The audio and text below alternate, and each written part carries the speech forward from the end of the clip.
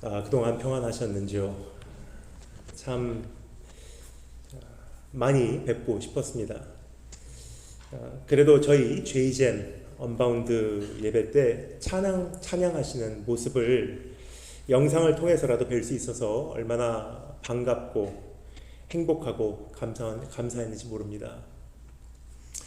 2019년 11월 말에 여러분을 마지막으로 뵙고 어느새 2년하고 8개월이라는 세월이 흘렀습니다. 그 사이 참 많은 일들이 있었던 것 같습니다. 세계적으로 보나 그리고 저 개인적으로 보나 여러 가지가 달라진 것 같습니다. 무엇보다 마음이 특별히 아픈 것이 한 가지 있습니다. 아픈 변화가 있습니다. 뵙고 싶어도 이제는 더 이상 뵐 수 없는 분들이 계시다는 것입니다. 함께 깊은 대화를 나누고 싶어도 이제는 함께 웃고 함께 울고 함께 서로를 위하여 기도해 줄 수 있는 분들이 계시지 않은 것을 보게 됩니다. 그런 일들이 코로나 터지고 미국 전역에서 제가 자주 방문하는 교회 그 공동체 안에서 있었습니다. 그래서 제 마음이 급한 나머지 금년을 넘기기 전에 여러분을 뵙고자 이곳까지 달려오게 되었습니다. 너무나 시간이 빨리 지나가는 것 같습니다. 6개월 안에 또 어떤 일이 일어날지 모르기에 지금 뵈야 되겠다 하는 생각에 금년을 넘기지 않기로 했습니다. 곧 다시 뵙겠다고 하고 헤어졌는데 약 3년도 채 안 되는 사이에 더 이상 만날 수 없게 되어버린 것입니다. 더 이상 대화할 수 없게 되어버린 것입니다. 그래서 이 이상 시간이 흘러가고 2022년도도 지나가 버리기 전에 여러분을 꼭 찾아 뵙고자 이번에 오게 되었습니다. 더 늦어서는 안 되겠다고 판단했기 때문입니다. 사실 이렇게 이동하며 말씀을 전하는 것은 아직 다소 이르다는 감이 듭니다. 하지만 감염 확산과 확산 사이에 생긴 작은 틈을 타서 창문을 조금 열고 몇 가지 꼭 나누고 싶다는 생각을 하게 되었습니다. 대신 이번 미주 여정은 최대한 짧게 잡았습니다. 금년 안에 꼭 찾아뵈어야 하겠다는 분들만 찾아뵙고 저는 다시 한국으로 돌아가게 됩니다. 이번 집회 주제를 가야 하는 길이라고 정해보았습니다. 이렇게 정한 데는 두 가지 이유가 있습니다. 첫 번째 이유는 저 개인적으로 너무나 중요한 소중한 프레이즈이기 때문입니다. 제가 선교사로 파송받고 가장 첫 번째로 한 설교 제목이 가야 하는 길이었습니다.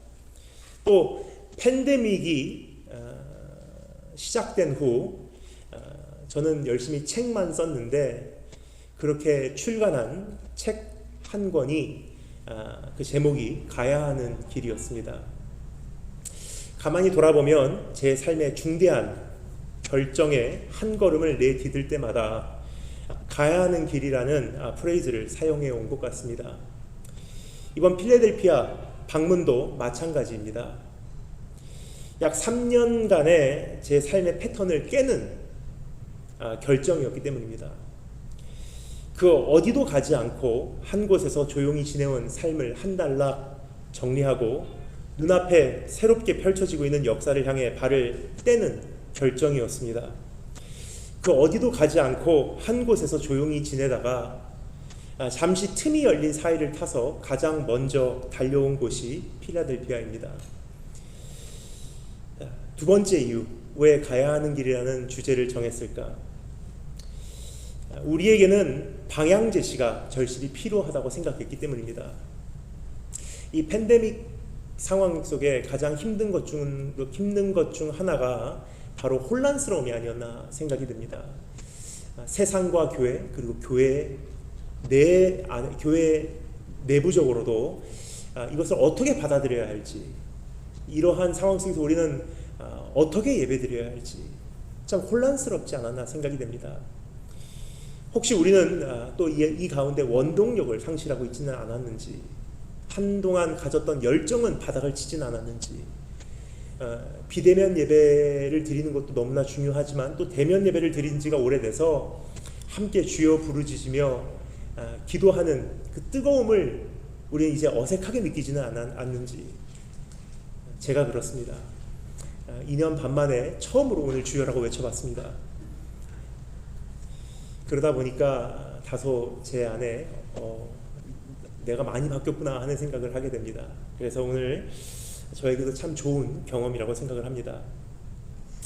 또 우리는 우리의 목적지를 잊어버리지는 않았는지, 교회의 목적은 땅끝까지 복음을 전파하는 거예요. 근데 어느 사이에 수많은 교회의 목표가 하루빨리 코로나가 끝나면 좋겠다가 돼버리지 않았나 생각이 듭니다. 그러나 오늘 다시 한번 우리의 존재 이유로 돌아올 수 있는 그런 계기를 향해서 한 걸음을 내딛기를 소망합니다. 이제부터의 시대를 위해서 우리는 어떻게 준비하여야 하는가? 이와 같은 질문들을 통하여 스스로 진단하고 확인하는 기회가 되기를 소망하는 마음으로 가야 하는 길이라는 주제를 정하게 되었습니다. 오늘 첫 번째 설교 제목은 이제 창문을 조금 열고입니다. 오늘과 내일은 창세기 8장에서 노아가 방주에서 나오는 과정을 함께 살펴보도록 하겠습니다. 그리고 주일에는 또 다른 말씀으로 주님의 마음에 귀를 기울여 보도록 하겠습니다. 우리 다 같이 그러한 소망을 가지고 잠시 기도하고 오늘 말씀에 귀를 기울여 보도록 하겠습니다. 주님 감사합니다. 볼지어다 세상 끝날까지 내가 너희와 함께하리라 라고 말씀하신 주님께서는 오늘도 여전히 교회의 머리이시며 음부의 권세가 주님의 교회를 이기지 못한다고 하신 그 주의 약속을 성실히 성취하시고 계신 줄 믿습니다.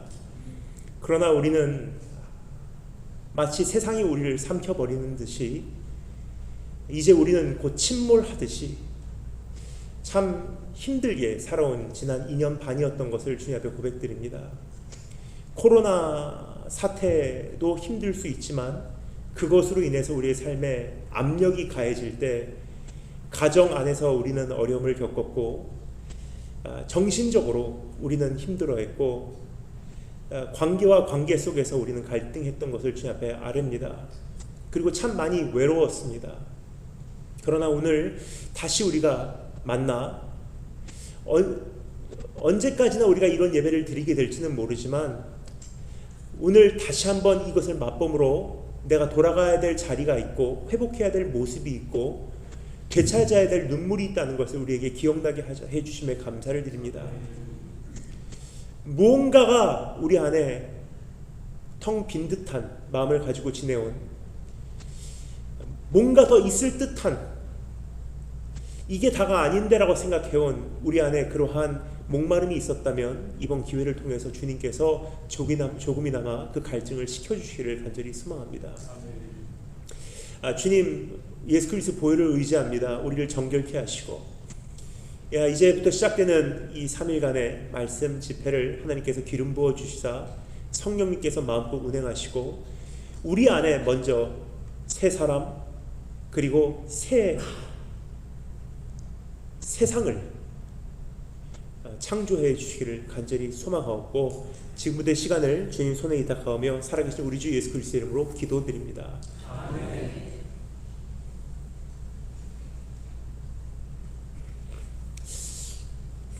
성경은 죄를 질병이라는 관점에서 바라보는 경우가 참 많은 것 같습니다.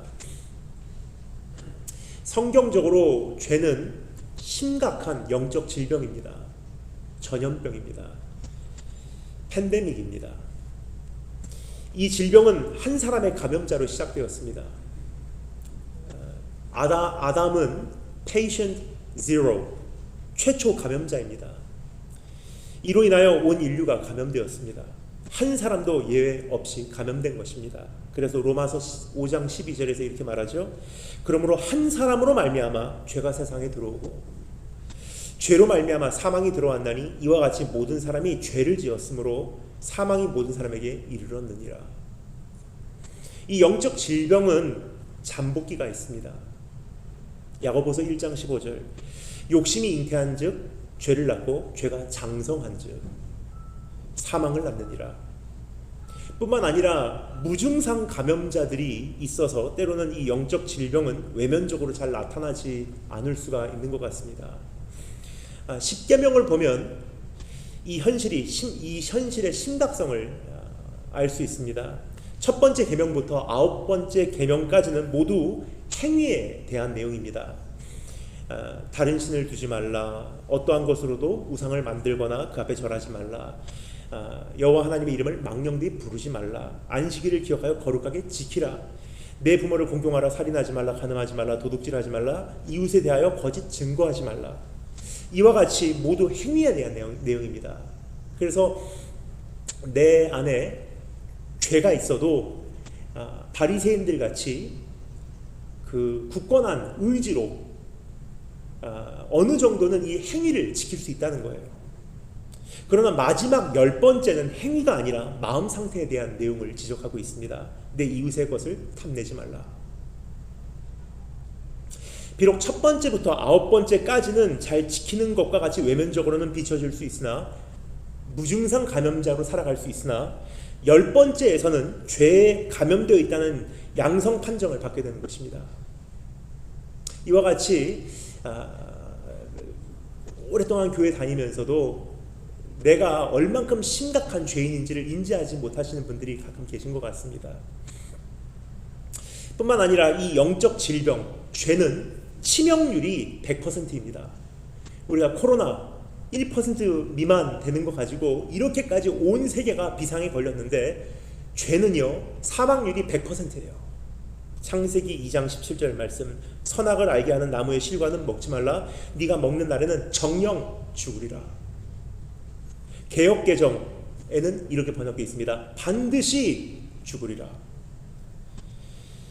창세기는 이 영적 질병의 역학조사 결과를 다음과 같이 아웃라인해 주고 있습니다. 창세기 3장, 첫 번째 감염은 어떻게 시작되었는가? 에덴 동산에서 아담과 하와를 통해 발병되었습니다. 창세기 4장, 이 영적 질병은 어느 정도 심각한가? 형이 아우를 죽일 정도로 심각합니다. 창세기 6장부터 8장, 이 영적 질병은 어느 정도 끈질긴가?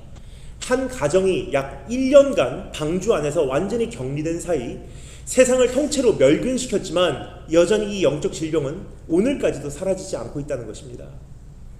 창세기 11장, 이 영적 질병은 얼마나 넓게 전염되었는가?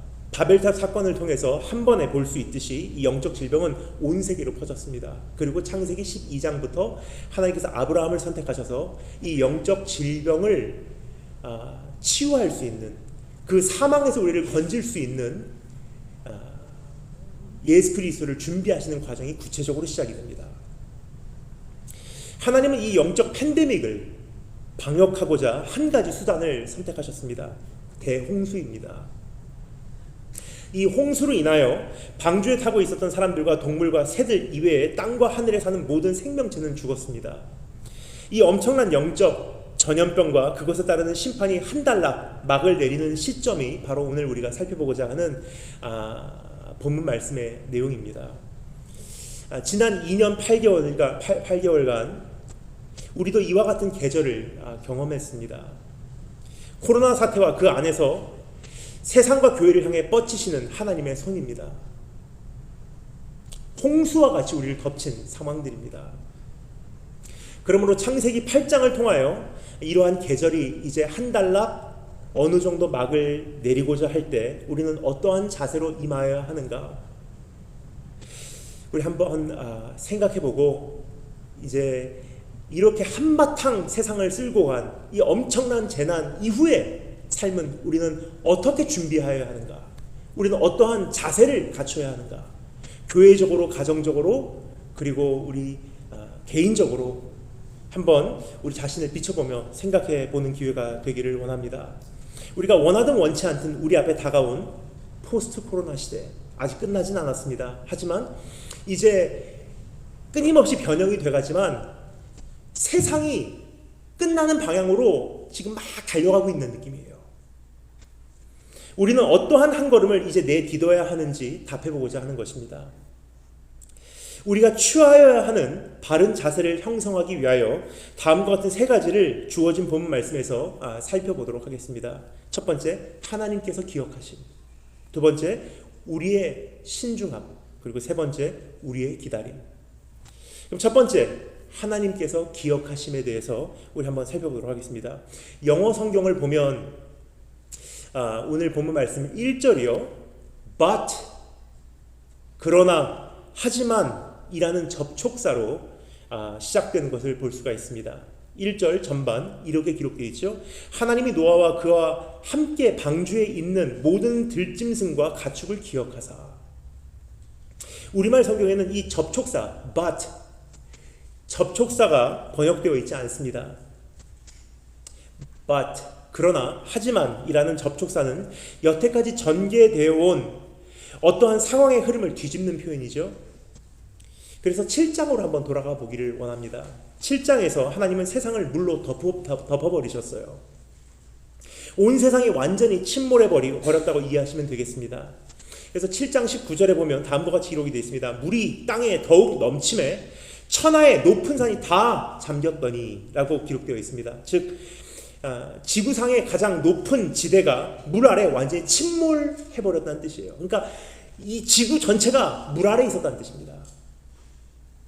어떤 분들은 궁금해하실 것입니다. 아무리 비가 많이 내렸다고 하지만 40일 동안 비가 계속 내렸다고 하지만 어떻게 온 세상이 완전히 침몰해 버릴 수가 있겠습니까? 라는 질문입니다. 이 궁금증을 풀 수 있는 단서가 7장 11절에 기록이 되어 있습니다. 7장 11절 제가 읽겠습니다. 여러분께서는 잘 들어주시면 감사하겠습니다.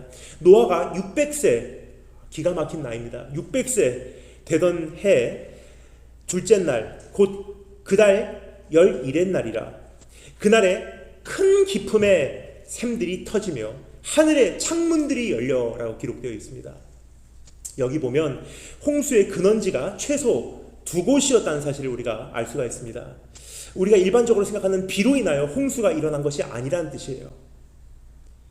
첫 번째 근원지, 이 홍수를 일으킨 근원은 큰 기품의 샘들이라고 일컫는 지하수와 같은 물줄기입니다.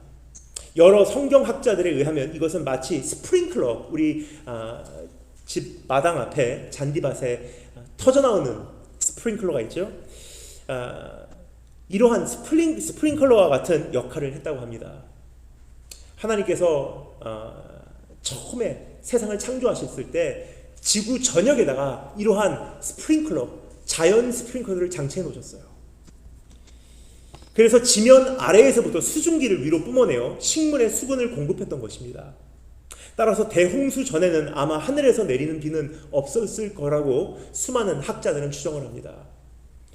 그래서 그 비라는 단어가요, 이 노아의 홍수 전에는 기록되어 있지 않습니다. 딱 한 번 나오는데 그것은 이제 다른 의미에서 비가 올 것이다를 예언한 것이 아니라 다른 의미에서 사용했던 딱 한 번의 기록뿐, 비라는 단어가 비가 왔다라든지 비가 내렸다라는 기록이 없어요. 두 번째 근원입니다. 이 홍수의 물이 다 어디서 왔는지. 두 번째는 하늘의 창문들, 우리가 흔히 부르는 궁창입니다. 하늘의 창문들이라고 일컫는 물줄기입니다. 이것은 대기권을 감싸고 있는 물층입니다. 이것은 현재 우리가 잘 알고 있는 오존층과 비슷한 역할을 했습니다. 이것은 자외선을 차단시켜 사람을 보호했습니다.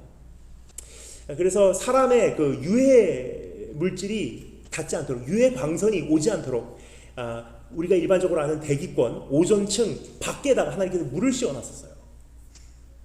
그래서 이 홍수 전과 후에 사람의 수명이 달라요. 홍수 전만 해도요, 노아만 해도 600세래요, 그 당시. 근데 그때 이후로는요, 수명이 점점 줄어들기 시작합니다. 수백 년씩 넉넉히 살던 인간의 수명이 점점 줄어들어 오늘날에 이르게 된 것입니다. 뿐만 아니라 하늘의 창문들, 궁창은 마치 비닐하우스와 같은 지구 전체의 온도를 조절하여 지구 전체가 거의 비슷한 기온으로 유지하는 역할을 했다고 추정이 됩니다. 그래서 그때는 북극도 없었어요. 남극도 없었어요. 왜냐? 지구 전체가 비닐하우스 같이 온도 조절이 되어 있기 때문에 세계 어디 가나 3모작, 4모작, 5모작 하는 거예요. 따라서 계절이 없었던 것입니다. 봄, 여름, 가을, 겨울이라는 기온의 변화가 없었던 것입니다. 그래서 오늘은 살펴보지 않겠지만 내일 말씀입니다. 8장 가장 마지막에 가면요, 이 홍수가 마무리되면서 하나님께서 어떻게 하십니까? 봄, 여름, 가을, 겨울을 선포하세요. 이 전까지는 봄, 여름, 가을, 겨울이 존재하지 않았다는 뜻이에요. 자, 그런데 하나님께서 큰 기품의 샘들이 땅에서 터져나오게 하셨고 하늘의 창문들이 열리게 하셨던 것입니다. 즉 땅에서 물이 솟아오르고 하늘에선 폭포수와 같은 양의 물이 한꺼번에 쏟아져 내린 것입니다. 그래서 그 압력으로 인해서 오늘날의 화석이라는 것이 생겼다고 수많은 과학자들은 지금 그 무신론주의 그 과학자들의 그 화석에 대한 그 논리를요 지금 반박을 하고 있어요. 이게 수억 년이 걸리지 않으면 형성되지 않는다는 이 화석이 사실은 형성되는 또 한 가지 방법이 있는 거예요. 우리의 상상을 초월하는 압력으로 순간적인 압력이 가해졌을 때 화석이 형성이 될 수 있다는 것입니다. 그래서 이제 세상 사람들이 일반적으로 생각하는 지구는 수억 년이나 된 그 곳이다라고 이야기하는데 사실은 성경적으로 보면 6,000년밖에 되지 않았습니다. 여러분, 우리가 사실 이 지구의 이 엄청난 이 환경을 파괴하는데 거의 100년도 안 걸린 것 같아요. 근데 이게 6,000년씩이나 있었다, 이게 6,000년 이상이나 있었다면요, 벌써 망해도 옛날에 망했을 것입니다.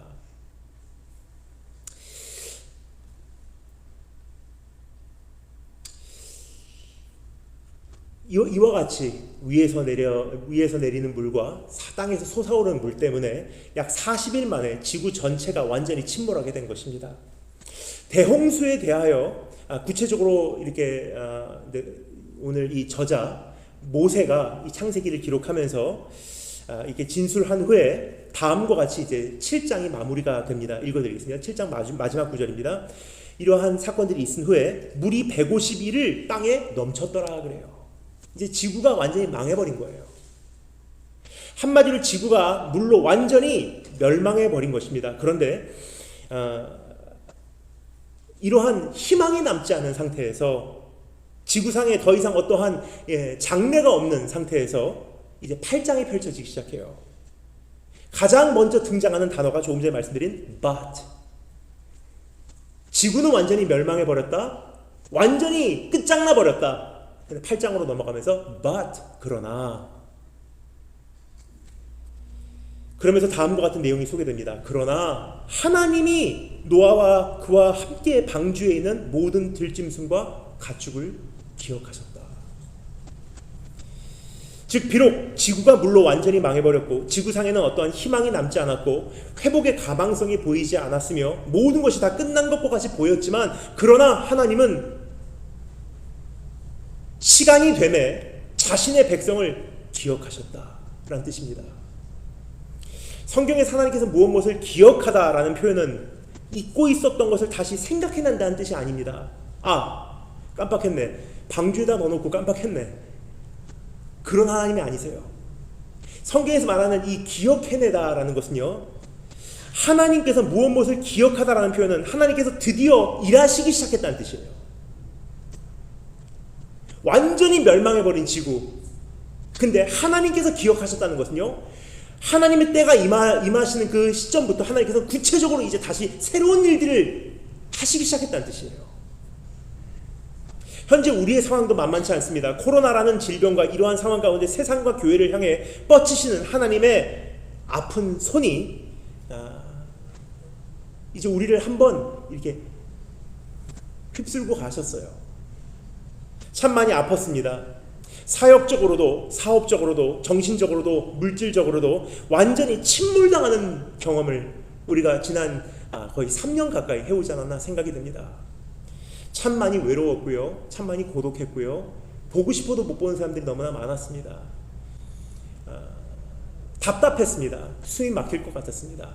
언제쯤 끝나나 막연했습니다. 내일이 보이지 않았습니다. 이제 우리는 어떻게 해야 할까 하는 그러한 고민도 많이 하셨으리라 생각이 듭니다. 소망은 끊기고 너무나 답답하고 참으로 무기력해지는 기간이 아니었나 생각이 됩니다. 모든 계획이 무효화되어 내일을 향하여 어떠한 그림을 그리야 할지도 더 이상 모르겠는 것이 우리의 현실이었다 생각합니다. 그러나 오늘 이 말씀을 통해 한 가지 확신을 얻기를 원합니다. 하나님이 노아와 그와 함께 방주에 있는 모든 들짐승과 가축을 기억하사, 하나님이 자신의 백성을 기억하사, 주님은 절대 우리를 잊지 않으신다는 것입니다. 그리고 하나님께서 정하신 때가 되면 주님께서는 그때부터 다시 구체적으로 일하시기 시작한다는 뜻이에요. 그러므로 주님께서 기억하시는 때, 긍휼과 회복과 치유의 때가 반드시 온다는 사실을 오늘 다시 한번 우리 가슴에 되새기기를 소망합니다. 더딘 것 같아도요, 절대 그런 날이 오지 않을 것 같아도요, 이미 다 끝장난 것 같아도, 바닥을 친 것 같아도 반드시 그날은 온다는 거예요. 왜냐? 이것이 하나님께서 태초부터 지금까지 일하시는 방식이기 때문에. 주님께서 일하시는 때가 반드시 올 겁니다. 그럼 주님께서 우리를 기억하시면 어떠한 역사가 일어나나? 오늘 본문 말씀 1절 후반부터 3절까지 읽겠습니다. 하나님이 바람을 땅 위에 불게 하심에 물이 줄어들었고 깊음의 샘과 하늘의 창문이 닫히고 하늘에서 비가 그침에 물이 땅에서 물러가고 점점 물러가서 150일 후에 줄어들고 라고 기록되어 있습니다. 우선 하나님은 홍수의 근원을 해결하신 분이세요. 하나님께서 이제 충분하다 정하시면요, 수도꼭지를 잠궈버리시더라고요.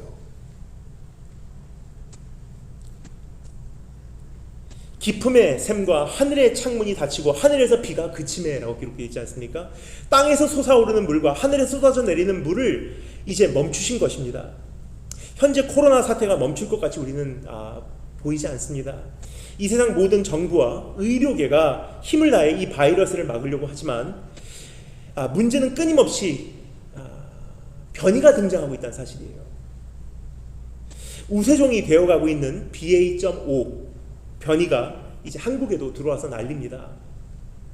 그러나 하나님께서 우리를 기억하실 때가 되면요, 하나님께서 일하시기로 작정하실 때가 되면 그 누구의 힘으로도 걷잡을 수 없었던 전염병 확산을 주님께서 직접 멈추실 것입니다. 그래서 성경에 보면요, 해 아래 새 것이 없다고 오늘 우리가 겪고 있는 이 문제가 역사에 수차례 이미 일어난 일이에요. 하나님께서 정하신 기간이 채워지면 이제까지의 모든 온역이요, 단번에 종식되는 것을 우리는 수도 없이 많이 목격해왔지 않습니까? 성경에도 굉장히 많이 기록이 되어 있어요. 정하신 기일이 있다는 거예요. 이 기일이 차기까지는 사람이 어떠한 노력을 해도 안 끝나요. 근데 하나님께서 이제 종식시키시기로 작정을 하면요, 사람이 이제는 아직은 종식되면 안 된다고 막아도요, 종식되게 되어 있다는 것입니다. 종식되기를 원하는 사람들이 있겠습니까마는 가끔은 보면 어리둥절한 상황들이 있긴 하는 것 같습니다. 한국에 그 당근 마켓이라는 것이 있습니다. 직접 가서 사는 마켓은 아니고요, 온라인 중고 스토어예요. 그러니까 그 같은 동네 주민들끼리 서로 자기가 쓰던 물건을 중고로 이렇게 내놓으면 동네 사람들끼리 서로 사가는 그러한 그 네트워크입니다. 최근에 이제 한국에서 문제가 됐던, 사회적 이슈가 됐던 한 가지가 있는데, 코로나에 감염된 사람이 썼던 마스크를 당근마켓에도 올린 거예요. 5,000원에. 회사 가기 싫은 사람들 그거 쓰고 감염돼서 회사 안 가도 되도록. 근데 사는 사람들이 꽤 있었다고 합니다. 그런 사람들은 코로나가 종식되는 것을 원치 않을 수는 있어도, 사실 그런 정말로 그 종식되는 것을 원치 않는 사람들은 거의 없다고 생각을 합니다. 근데 설령 있다고 한들 하나님께 종식시키기로 작정하시면 끝나는 거예요. 이번에도 똑같을 것입니다. 이번에 성경에 나와 있는 수많은 이미 우리가 목격한 스토리와 같이 이번에도 하나님께서 때를 기다리고 계시다는 확신이 듭니다. 단지 한 가지 반드시 우리가 또 마음에 품어야 되는 것은요, 이 코로나라는 것은 시작에 불과하지 최종적인 질병은 아니라는 것입니다. 참 우리가 이 근대사에서 좋은 경험을 한 것 같아요. 이것이 이제 점점 심해지는 그러한 시대에 살고 있구나. 코로나가 아니더라도 이제는 어떠한 문제가 또 발생해서 우리가 예배를 드리지 못하는 날도 오겠구나. 주님은 홍수의 확산을 차단하시는 분이십니다. 그래서 근원도 차단하시지만 확산도 차단하시는 분이세요. 그래서 1절 후반과 3절에 이렇게 기록되어 있죠. 하나님이 바람을 땅 위에 불게 하심에 물이 줄어들었고, 이제 더 이상 물이 퍼져나가지 못하도록 하나님께서 홍해를 가리듯이 이번에는 그 물을 잡고 계신 거예요. 물이 땅에서 물러가고 점점 물러가서 150일 후에 줄어들고 오라고 기록되어 있어요. 하나님은 땅 위에 바람이 불게 하셨습니다. 그리고 물이 서서히 밀려나고 줄어들게 하신 것입니다. 여러분, 바람이 불게 하시는 분은 하나님이세요. 예레미야 51장 16절에 보면 이렇게 기록되어 있습니다. 하나님께서 목소리를 내신즉 하늘에 많은 물이 생기나니, 그러니까 비도 내리신 분이 하나님이시지만 그 다음에 뭐라고 기록되어 있습니까? 그는 땅끝에서 구름이 오르게 하시며 비를 위하여 번개를 치게 하시며 그의 곳간에서 바람을 내시거늘 그래요. 그래서 그날도 마찬가지였던 것 같습니다. 바람을 하나님께서 일으키셔서 물을 다 우리가 청소 도구로 쓰레받기에다가 먼지를 모아가듯이 온 세계에 있는 물을 하나님께서 모아가신 거예요. 바람을 그 곳간에서 꺼내신 분도 주님이시오. 그 바람의 방향과 강도를 정해주시는 분도 이 땅의 주인, 우리 주님이십니다. 그렇습니다. 지금 여전히 범람하는 이 코로나의 파도가 어느 날 밀려나가게 되는 것입니다. 그리고 확산세가 놀랍도록 줄어들 것입니다. 우리 개개인의 문제도 마찬가지라고 생각합니다. 주님께서 우리를 기억하신다면, 우리를 기억하시는 그 순간이 오면 그 문제의 근원의 수도꼭지는 한순간 잠기게 되어 있는 것입니다. 그리고 주의 도움과 주의 능력이 그곳에 임할 때 우리의 문제가 서서히 밀려나가게 되어 있는 거예요. 마치 그 바람이 와서 그 물들을 밀어내듯이. 그 다음에 주님은 주의 백성을 안전한 곳에 도달하게 하시는 것 같습니다. 오늘 4절 5절 말씀 읽으면 이렇게 기록되어 있죠. 제가 읽겠습니다. 일곱째 달 곧 그 달 11의 날에 방주가 아라랏산에 머물렀으며 물이 점점 줄어들어 열째 달 곧 그 달 초하룻 날에 산들의 봉우리가 보였더라 라고 기록되어 있습니다. 이와 같은 환난 가운데 주의 백성의 발을 안전한 곳에 세우시는 분은 하나님이십니다. 그래서 하나님께서 우리의 발을 안전한 곳에 도달케 하신다, 요동치 않는 반석 위에 세우신다는 기록이 성경에 굉장히 많이 나와 있어요. 다 읽어드릴 수는 없지만 제가 몇 곳만 읽어드리도록 하겠습니다. 시편 18편 33절에 보면 이렇게 기록되어 있죠. 나의 발을 암사슴 발 같게 하시며 나의 발을 높은 곳에 세우시며 라고 되어 있어요. 시편 40편 2절 말씀, 나를 기가 막힐 웅덩이와 수렁에서 끌어올리시고 내 발을 반석 위에 두사 내 걸음을 견고케 하셨도다. 시편 116편 8절 말씀, 주께서 내 영혼을 사망해서 내 눈을 눈물에서 내 발을 넘어짐에서 건져내셨도다. 그래서 하나님께서 홍수 후에 그 방주를 들어서 아라랏산 가장 꼭대기에다가 배치를 해놓으셨어요. 그냥 우연히 흘러가서 거기에 있게 된 것이 아니라는 것입니다. 가장 안전한 곳에 하나님께서 그들을 올려두신 거예요. 참고로 여기서 소개되어지고 있는 아라랏산이라는 곳은요, 오늘날의 터키에 위치하고 있는 산입니다. 우리말로는 산이라고 되어 있는데 영어를 보잖아요. mountains라고 복수로 번역이 되어 있어요. 즉 아라랏 산맥이라는 뜻입니다.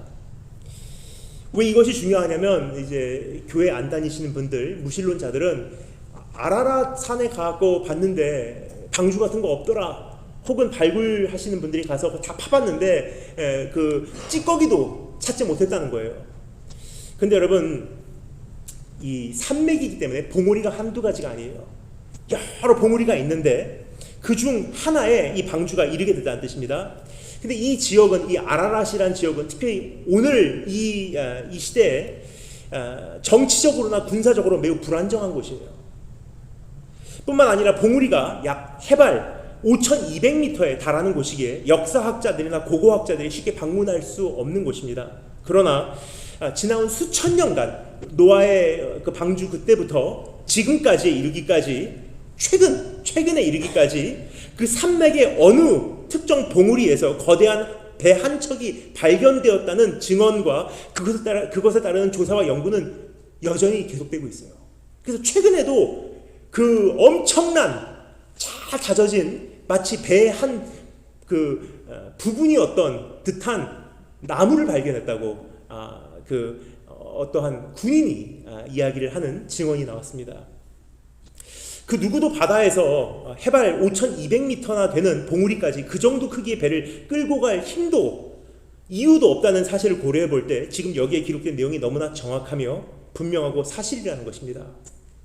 그러므로 노아의 방주를 그 봉우리에 우뚝 세우신 불변하시는 하나님은 오늘도 우리를 동일하게 보살펴 주신다는 사실을 우리가 확신할 수 있다는 것입니다. 수천 년 전에 하나님께서 그렇게 노아의 방주를 그곳에 세우신 분이신데 하물며 지금 주의 교회를 안전한 곳으로 주님께서 이렇게 고정시켜 주시지 않으시겠습니까? 온 세계가 참 흉흉한 것 같습니다. 세계 정세는 어지럽고 전쟁은 사방에서 몰려오고 경제는 심하게 요동치고 물가는 올라가고 사회는 무너지고 범죄의 질은 악화되고 빈부차는 격해지고 전염병은 그대로고 우리의 장래는 잘 보이지 않고 지구온난화는 급속도로 진행되고 있죠. 그래서 2017년이었다고 합니다. 어쩐지 제가 2017년에 이게 일반적이지 않네 하는 생각을 했던 적이 있었던 것 같아요. 근데 2017년에 지구의 그 평균 온도가 정확하게 1.5도 상승을 했대요. 근데 2017년에 그 상승을 하고요. 세계 이제 그 과학자들이 연구한 결과 2100년에 또 1.5도 상승한다고 지금 보고 있었어요. 그래서 총 3도가 상승을 하면요. 티핑 포인트. 이제는 지구가 예전으로 돌아갈 수 없는 이제 그 선을 넘는다고 합니다. 그럼 그때부터는 이제 다 녹아내리고요. 그때 바닷물이 올라오기 시작해서 거의 해변에 있는 도시들은 침몰하게 돼 있다는 거예요. 최근에 보도된 내용입니다. 이것이 2100년에 1.5도 올라간다고 얘기했었는데 그 시간이 계산이 잘못됐다는 결과가 나왔어요. 그래서 2030년으로 보고 있어요. 이제부터 8년 후입니다. 그래서 사실상 최근에 뉴스 보도, TV조선에 보도된 내용을 보면요. 그 유엔에서 한국, 부산을 가장 그 대표적인 테스트 케이스로 삼아서 해운대 앞바다에 어마어마한 방파제를 지금 쌓아 올리려고 그래요. 왜냐? 밀려 들어오는 쓰나미부터 시작해서 지금 이 급격히 높아지기 시작한 수온 때문에 뭐라 그러죠? 예? 수면 때문에. 예, 해수면 때문에. 마지막 시대에 대한 잘못된 정보는 지금 난무하고 있습니다. 그리고 성도님들은 지금 그 안에서 많이 혼란스러워하고 있는 것 같습니다. 그러나 여러분, 이러한 모든 상황 속에서 우리는 정확한 것을 보고 알고 믿기를 원합니다. 아무리 흉흉하여도 주님께서 우리를 기억해 주시면 됩니다. 주님의 때가 있다는 것을 알기 원합니다. 주님께서 일하시기로 작정하시는 순간이 반드시 온다는 거예요. 이대로는 끝나지 않게 하신다는 거예요. 그러면 주님은 홍수의 근원을 해결하실 거예요. 그리고 이 확산을 막으실 거예요. 그리고 주님은 자신의 백성을 요동치 않는 반석 위에 세우실 것입니다. 이 진리를 보고 알고 굳세게 믿는 것이 지금 이 시대의 성도에게 하나님께서 요구하시는 우리의 자세라고 생각을 합니다. 그래서 이대로는 하나님 끝나지 않게 해주세요. 주님 교회를 기억해 주시고 필라델피아 우리 교회 하나님 기억해 주셔서 한바탕 우리가 주님 오시기 전까지 또 쓰임받기를 원합니다. 선교사도 파송하고 이 지역사회도 한바탕 우리가 이 토양을 갈아엎어서 우리 자녀들 돌아오는 거 우리 생애 한번 봐야 되지 않겠습니까? 그런 기도로 그러한 그 소망으로 주님 앞에 나온다면 하나님께서 반드시 우리에게 새로운 그 바람을 불어주실 줄 확신합니다. 자, 그럼 우리는 이 다음에 또 어떻게 해야 하는지, 주님께서 우리를 기억해 주실 때까지 우리는 어떠한 자세로 이제 살아내야 하는지, 우리의 요구된 자세에 대하여 잠시 살펴보도록 하겠습니다. 첫 번째, 우리의 신중함입니다. 주님께서 일하실 때 우리에게 요구된 중요한 자세는 바로 신중함이라고 생각을 합니다. 섣불리 주님의 뜻을 단정짓고 우리의 열정에 이끌려 상황에 앞서가지 말라는 뜻입니다. 노아와 그의 가족이 방주로 들어간 후에 비가 내리기 시작한 시점부터 약 260일이 경과되었을 때 노아는 그 방주에 낸 창문을 열었습니다. 그러니까 우리가 일반적으로 생각하는 40일 동안 비가 왔구나 정도가 아니에요. 비가 온 거는 40일이지만 비가 오기까지 이미 7일 동안 들어가 있었고요. 비가 온 게 40일이고요. 물이 범람한 것이 150일이고요. 그걸 다 계산해 보면은 비가 내리기 시작한 시점부터 260일이 지났을 때 방주에 조금 창문을 열게 돼요. 6절 말씀 한번 한 목소리를 읽어보도록 하겠습니다. 6절 말씀 다 같이 읽겠습니다. 시작.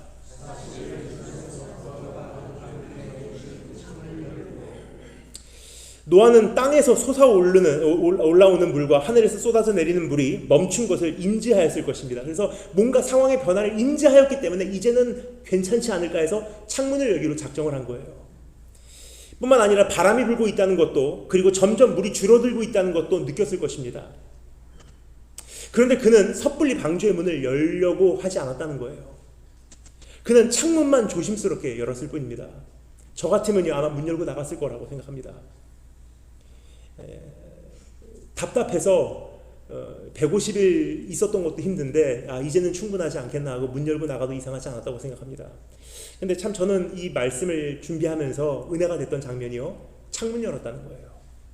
이것이야말로 지금 우리에게 절실히 필요한 자세가 아닌가 생각이 됩니다. 우리는 코로나가 하루빨리 종식되기를 간절히 바라왔습니다. 그래서 틈만 나면 이전의 모습으로 돌아가려고 애를 썼어요. 특히 한국에서는 조금 나아진다 싶으면 이전에 똑같이 대형 집회와 컨퍼런스나 부흥회를 기획하고 진행하려고 합니다. 그러나 다시 전염병이 확산되고 있다는 소식이 뉴스에서 보도가 되면요, 기획한 행사를 취소해야 하는 그런 고민을 가지고 이제 씨름을 하기 시작합니다. 이것을 지난 2년 8개월 동안 반복해 온 것을 저는 옆에서 많이 지켜봤어요. 선교사님 이번에 저희 컨퍼런스를 하는데 와주실 수 있으십니까? 지금 상황이 그런 상황 아니지 않습니까? 라고 제가 여쭤보면요, 좀 상황 나와주시면 꼭 와주십시오 하더니 갑자기 뉴스에서도 확산된다고 하니까 이번에 취소해야 될 것 같습니다. 근데 그것을 2년 반 동안 굉장히 많이 반복을 해왔어요. 여러분, 노아의 때 이 땅을 삼킨 홍수는 우연히 일어난 자연 현상이 아니라는 사실을 우리가 전제로 하고 이 말씀을 이해를 해야 돼요. 노아의 때의 그 홍수는요, 하나님께서 보내신 홍수예요. 하나님께서 집행하신 사건입니다. 그럼 한 가지 여기서 여쭙고 싶습니다. 여러분께서는 이번 이 코로나 사태가 우연이라고 생각하십니까? 그냥 재수가 없어서 어느 나라에서 시작된 이 전염병이 우리에게까지 왔다, 이거는 그냥 정치가들이 꾸며낸 음모다, 단순히 그렇게 생각하십니까? 아니에요. 역사를 주관하시는 분은 여전히 하나님이세요. 그럼 이 홍수도 이렇게 우리를 쓸고 갔을 때 힘들어했는데, 이 팬데믹이 우리를 쓸고 갈 때 하나님 교회가 얼마나 힘들어하는지 주님 자신께서 제일 잘 아시고 계세요. 성도들이 얼마나 힘들어할지 하나님께서 제일 잘 알고 계세요. 그럼에도 불구하고 이것을 허용하신 데는 이유가 있다는 거예요. 코로나 사태도 역시 하나님께서 허용하셨습니다. 그렇다면 이제 우리가 다루어야 하는 질문은 언제 코로나가 종식되는가가 아니라는 거예요. 코로나가 언제 종식되는가 라는 것은요, 이것이 우연히 생겼을 때 하는 질문이지, 하나님께서 어떤 분명한 계획을 가지고 하나님께서 이것을 허용하셨다는 전제로 시작하면요, 그 질문이 나올 수가 없습니다.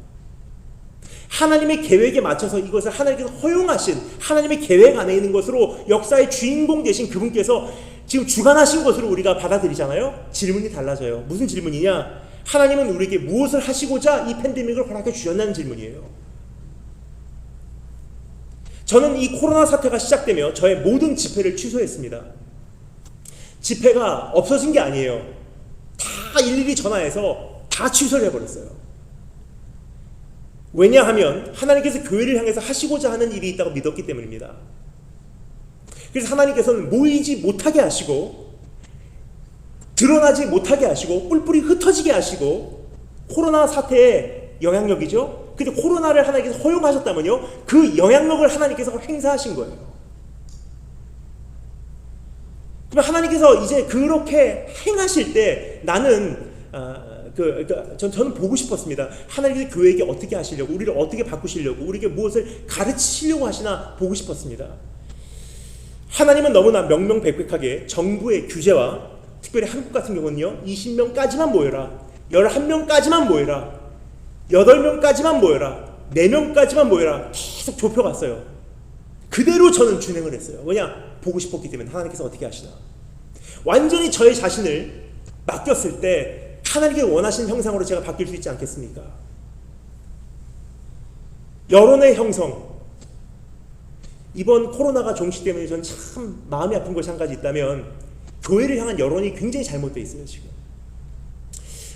코로나 처음에 초창기에 터지면서 참 끔찍한 일들이 많이 있었습니다. 예를 들어서 교회에 들어가는 입구에서 소금물을 뿌려서 이것이 방역이 된다고 생각해왔고 갑자기 확산이 돼버렸던지, 물론 우리하고는 다른 그건 이단이지만 신천지부터 시작해서 세상 사람들 보기에는 다 똑같거든요. 종교인들이거든요. 그리고 이제 어떠한 정치와 이 종교가 거의 맞물려서 사람들 머릿속에는요, 지긋지긋한 교회라고 생각하시는 분들이 굉장히 많으신 것 같아요. 지난번에 어떤 분하고 대화를 하는데 제가 그 당시 한창 광화문에서 이제 여러 가지 시위를 했었던 때입니다. 근데 제가 이제 어떤 분하고 대화를 하다가 예수님 안 믿는 분이십니다. 그분하고 대화를 하다가 제가 교회를 다닙니다. 전 목사입니다. 그러니까 그분이 깜짝 놀라면서 걸음을 물러나시더라고요. 광화문 다녀오셨죠? 그러시더라고요. 저 교회 다니는데 광화문하고 무슨 상관이 있나 이렇게 생각하시지만 한국에 있는 수많은 중도층 입장에서는요, 똑같은 거예요. 지금. 그래서 지금 여론이 굉장히 교회를 향해서 안 좋아요. 참 전 그게 마음이 아픕니다. 왜냐하면 저는 어렸을 때 일본에서 컸죠. 일본이라는 곳은 1억 2,800만 인구, 그 중에 기독교 인구는 0.2%예요. 그러니까 제가 학교를 가면요, 외국인 학교였기 때문에 특별히 다른 종교도 많고, 일본이라는 사회의 특성상 이 신들의 콘테스트예요. 신들의 전쟁이에요. 이슬람교 친구, 몰몬교 친구, 천주교 친구. 근데 저는 크리스찬을 대표하는 학생으로서 학교에 간 거예요. 그럼 친구들이 저에게 이제 이야기를 할 때 저는 제일 듣기 힘들어했던 말이 있습니다. 너 같은 것이 예수 믿는다면 나 교회 안 다녀. 제가 그 말을 제일 견디기 힘들어하는 걸 제가 잘 아는 것이 저희 친구들이었기 때문에 딱 그 말만 골라서 얘기를 하더라고요. 그래서 저는 어렸을 때부터 하나님의 영광 가리는 것이 죽는 것보다 싫었어요. 차라리 죽고 말지 하나님 영광 가리면서 살고 싶지 않다고 생각했습니다. 뭐냐, 저 때문에 예수 믿지 못하는 사람들이 생기면요, 전 집에 와서 그 피가 제 손 안에 있다고 생각했기 때문에 그 피의 대가가 제가 치러야 된다고 생각했기 때문에 책임을 못 지는 거예요. 근데 이번에 참 가슴 아팠던 것은요, 저는 얼굴이 빨개졌고 너무너무 힘들었어요. 왜냐, 교회가 하나님 영광 굉장히 많이 가렸거든요. 혹시 이렇게 했다면 어떻게 됐을까? 한번 저와 함께 꿈을 꿔 주실래요? 저는 이런 그림을 그려봤어요. 교회가 만약에 이 코로나 사태 이렇게 했었으면 얼마나 좋았을까? 코로나 사태 모이지 말라고 하는데 모여서 계속 방역 문제 터뜨리느니, 그렇게 되면 코로나 사태가 딱 끝나는 순간, 포스트 코로나로 들어가는 순간 어떻게 되냐? 그때부터는 예수 믿으세요 해도 교회 안 와요. 그래서 솔직히 말씀드리겠습니다. 지금부터는 한국에서 교회 운영하기 정말 힘들어요. 왜냐? 전도 집회로 모셔도 이제는 안 오기 때문에. 근데 만약에 이렇게 했었으면 얼마나 좋았을까? 제가 이런 꿈을 꿔봤어요. 가장 힘들 때, 병상도 모자랄 때 한국에 있는 대형 교회들이 다 우리 교회 오십시오. 그 방 다 열어주고 여기서 긴급 환자들 이쪽으로 모시고 우리 교회에서 마음껏 여기서 치료하십시오. 만약에 활짝 열어버렸다면요, 코로나가 끝나는 순간부터 교회로 사람들이 사회에서 몰려들 거예요. 그 기회를 놓쳤다는 것이 저는 지금 너무 아쉬운 거예요.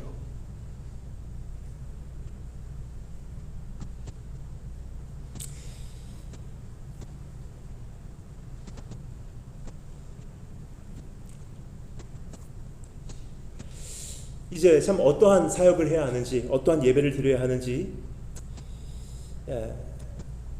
우리가 참 이것을 정리하고 가지 않으면 안 되는 때라고 생각을 합니다.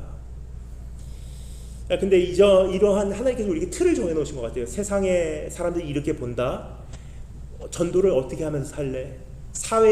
정부의 규제는 이거다. 저는 그걸 다 존중했어요. 그러다 보니까 20명 모이라면 20명 모이고 8명 모이라면 8명 모이고 4명 모이라면 4명만 드려서 4명만 모여서 예배를 드렸어요. 근데 저는 그것이 어색하지가 않아요. 왜 그렇습니까? 성경에서 말하는 예배의 최소 인원은 2-3명이거든요. 2-3사람이라도 내 이름으로 그곳에서 예배를 드리면 주님께서 그곳에 함께 하시겠다고 말씀하셨어요. 근데 2-3사람이라는 것은 무슨 뜻이냐? 고대 시대에 2-3사람이라고 하는 이 말 표현은요, 가족 단위라는 뜻이에요. 왜 그것이 중요했냐면요, 로마 시대에 핍박이 가해졌을 때 최소한 의심받지 않고 모일 수 있는 단위가 가족이었거든요. 다 존중했습니다. 그렇게 하고 나니까 그림이 그려져요. 이제부터의 사역은 어떻게 해야 하는지, 이제부터의 시대는 어떻게 준비해야 되는지. 그러니까 하나님께서 우리에게 허락하신 이 환경과 이 A 요소, B 요소, 이 C 요소를 다 고려하고 나니까 포스트 코로나에 어떠한 사역을 해야 되는지 그림이 탄생이 되더라고요. 근데 만약에 그것을 우리가 그렇게 하지 않고 계속 역류를 했다면요, 언제까지 시간이 지나도 이 코로나는 나에게 굉장히 불편한 기간만 될 뿐이지 하나님께서 나에게 주시는 어떤 음성도, 다음 시대를 향한 어떤 준비도 이루어질 수 없다는 것입니다. 이 차이가 뭐냐?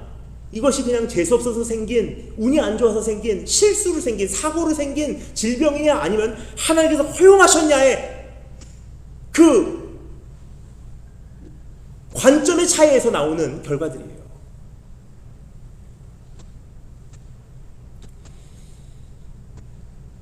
그런데 이제 그러한 상황 속에서 만약에 제가 어떤 기획된 집회에 가서 강단에서 말씀을 전하게 되면요, 모이지 말라고 하는데 제가 가서 거기서 말씀을 전하게 된다는 것은요, 그들의 잘못된 입장을 무언으로 지지하고 동의하고 응원하고 변호하는 셈이 되겠죠.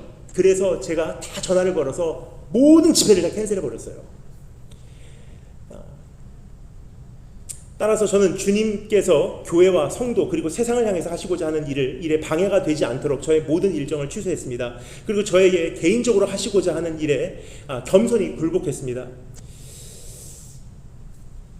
그렇게 지나온 이제 2년 반이에요. 그래서 책 쓰고요, 그리고 비대면으로 예배드릴 수 있도록 스튜디오 열고요, 그리고 제자 훈련에 힘썼고요, 지금까지 찾아가지 못하는 사람들에게 조용히 혼자 찾아가서 대화하고 위로하고 격려하고 할 게 굉장히 많더라고요. 이렇게 돌아다니지 않아도 이렇게 할 게 많아요. 너무나 안타까운 것은 홍수가 끝나지도 않았는데, 코로나가 종식되지도 않았는데 안절부절하면서 방주의 대문부터 여는 이들이 적지 않다는 사실이에요. 대짜고짜 끝났다고 선포하고 이전과 똑같이 돌아갈 수 있다고 착각하고 섣불리 새로운 일들을 계획하기에 바쁘다는 사실입니다. 하지만 우리는 노아의 자세에서 배우기를 원합니다. 창문만 조금 열어보는 것. 그래서 이번에 제가 미국에 올 때 정말 이번 아니면 안 되겠다고 생각을 해서 왔지만 긴 일정 안 잡았어요. 창문 조금 열어보는 거예요.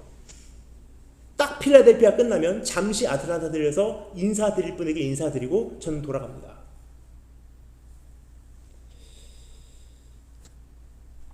조금 창문을 열어보는 것. 근데 그 정도뿐만이 아니라 노아는 까마귀를 방주 밖으로 내보아 봅니다. 땅의 물이 완전히 말랐는지를 보기 위함입니다. 7절 말씀 읽겠습니다. 까마귀를 내놓음에 까마귀가 물이 땅에서 마르기까지 날라 왕래하였더라. 만약 땅에 물이 마르고 육지가 드러났다면 까마귀가 어딘가에서 둥지를 만들고 돌아오지 않았을 것입니다. 반대로 어디에도 발을 디딜 곳이 없다면 까마귀는 방주로 돌아오게 되어 있는 것입니다. 이러한 이유로 노아가 까마귀를 밖으로 내보냈는데 결과가 어땠습니까? 물이 땅에서 마르기까지 날아 왕래하였더라라고 기록되어 있어요. 즉, 그 어디에도 내려앉지 못하여서 끊임없이 돌아다녔다는 뜻입니다. 방주로 돌아와서 잠시 힘을 충전하고 다시 정탐하러 밖으로 나가는 일을 수차례 반복했다는 뜻이에요. 까마귀가 나갔다 들어오고 나갔다 들어오고 나갔다 들어오고. 그러니까 성경에서는 이것을 그냥 한 차례만 기록하고 있는데 왕래하였다라는 것은요, 수차례 했다는 거예요. 나갔다 들어오고 나갔다 들어오고 나갔다 들어오고. 그러다가 이제 노아의 판단에 이제는 충분하다, 이제는 상황이 진짜 많이 바뀐 것 같다 싶으니까 비둘기로 바꿔요. 전환을 해요. 시간이 지난 후에 이번에는 비둘기를 창문 밖으로 내놓아 봅니다. 8절 9절 읽겠습니다. 그가 또 비둘기를 내놓아 지면에서 물이 줄어드는지를 알고자 하매 온 지면에 물이 있으므로 비둘기가 발 붙일 곳을 찾지 못하고 방주로 돌아와 그에게로 오는지라. 그가 손을 내밀어 방주 안 자기에게로 받아들이고. 땅이 마르지 않아서 비둘기도 역시 방주로 돌아오게 됩니다. 근데 여기서 한 가지만 지적하고 넘어가고 싶습니다. 방주로 돌아온 비둘기를 노아가 어떻게 했다고요? 손을 내밀어 방주 안으로 자기에게로 끌어들였대요. 이것은 그가 매우 조심스럽게 이 모든 과정을 진행하고 있었다는 사실을 보여주는 단서가 아닌가 생각이 듭니다. 그 어느 것 하나에도 거칠게 대하지 않았다는 거예요. 여러분, 하나를 보면 열 가지를 안다고 하죠. 따라서 하나님의 뜻을 향해서도 노아가 얼마나 신중하게 이 모든 일을 진행했는지 그의 자세가 여기 비춰지고 있는 것입니다. 비둘기 돌아갔을 때 손을 내밀어서 그 비둘기를 안내를 해서 창문 안으로 데리고 들어온 거예요. 받아들였대요. To receive, to welcome. 7일이 지난 후 노아는 다시 비둘기를 방주 밖으로 띄워봅니다. 이번에는 어떻게 되었습니까? 10절부터 11절 읽겠습니다. 또 7일을 기다려 다시 비둘기를 방주에서 내놓음에 저녁 때에 비둘기가 그에게로 돌아왔는데 그 입에 감람나무 새 잎사귀가 있는지라. 이에 노아가 땅에 물이 줄어든 줄을 알았으며 라고 기록되어 있습니다. 이번에는 비둘기가 입에 감람나무 새 잎사귀를 물고 돌아왔습니다. 감람나무 잎사귀는요, 성경적으로 평화를 의미합니다. 더 나아가 비둘기는 성령님을 상징하죠. 저는 여기서 참 중요한 메시지를 듣게 됩니다. 홍수의 시대에 우리가 반드시 길잡이로 모셔야 되는 분, 하나님 갈까요 말까요? 나갈까요 말까요? 성령님이시고요. 그분을 어떻게 해요? 인격적으로 조심스럽게 대우해 드려야 되는 거예요. 그러면 성령님께서 우리에게 가져다 주시는 것은 무엇입니까? 평화요, 안식이요, 번성함이에요. 그래서 이번 코로나 시대에 참 중요했던 것 같아요. 하나님, 이번에 이 사람을 만나야 되겠습니까? 만나지 말아야 되겠습니까? 가야겠습니까? 가지 말아야 되겠습니까? 한 걸음 한 걸음 인도하심을 받았습니다. 마지막으로 또 7일이 지나고 노아는 비둘기를 밖으로 내보내봅니다. 이번엔 어떻게 되죠? 12절 말씀 읽겠습니다. 또 7일을 기다려 비둘기를 내놓으면 다시는 그에게로 돌아오지 아니하였더라. 육지의 물이 완전히 말라버린 것입니다. 여러분, 노아는 매우 신중하게 이 과정을 진행한 것을 여기서 볼 수 있죠. 조금 창문을 열고 까마귀를 내보내보고, 까마귀가 자기의 일을 몇 번 반복하면서 그 사명을 감당하고 나니까 이제 비둘기로 전환하고, 나갔다 들어오는 비둘기를 손을 내밀어서 잘 모시고 한 번 내보내고 두 번 내보내고. 근데 그 사이사이에 7일씩 기다렸어요. 조급하지 않았다는 거예요. 그는 하나님의 도우심을 서두르지 않고 받았습니다. 삶의 한 가지 한 가지에 거칠지 않았습니다. 또 그는 매우 전략적이었어요. 왜 처음에는 까마귀고 나중에는 비둘기였을까? 까마귀는 비둘기보다 더 높은 고도와 더 먼 거리를 나는 새입니다. 따라서 큰 그림을 보기 위해서는 까마귀가 더 적합합니다. 그래서 띄워보는 거예요. 그럼 까마귀가 어떻게 하죠? 멀리까지 가면서 물이 다 말랐는지. 근데 한창을 그걸 하다 보니까 이제 노아의 마음에 확신이 들었다고 생각합니다. 이제 좀 나아지지 않았을까? 그래서 비둘기를 전환을 해서 어떻게 합니까? 비둘기는 더 낮은 고도에서 더 섬세하게 안정성을 살피는 새입니다. 그래서 방주 바로 주변에 물이 어떻게 되어 있는지. 여러분, 우리에게 이와 같은 자세가 필요하지 않나 싶습니다. 이번 이 대홍수와 같은 팬데믹이 지나간 후에 우리가 이제 어떠한 자세로 이제 다음 시대를 들어가야 할까? 하나님께서 기억해 주시면 새로운 시대가 열리게 돼 있어요. 근데 그때 우리는 어떻게 그것을 받아들여야 할까? 이제 끝났다! 대부흥회 하자. 다 연합 집회하자. 우리 다 같이 나가서 우리 교회끼리 모여서 연합으로 족구시합이나 합시다가 아니라는 거예요. 신중하고 전략적이고 무너진 것을 어떻게 보수해야 되고 생각하고 고민하고 기다리고 한 마리 보내보고 돌아올 때까지 7일 기다리고 돌아온 다음에 7일 기다리고 그 다음에 또 내보내보고 돌아온 다음에 또 7일 기다리고 저는 이 말씀을 읽으면서 참 놀라웠어요. 이 모습이 우리 안에 갇혀진다면요 이제부터의 코로나 시대는 교회가 사로잡을 거예요.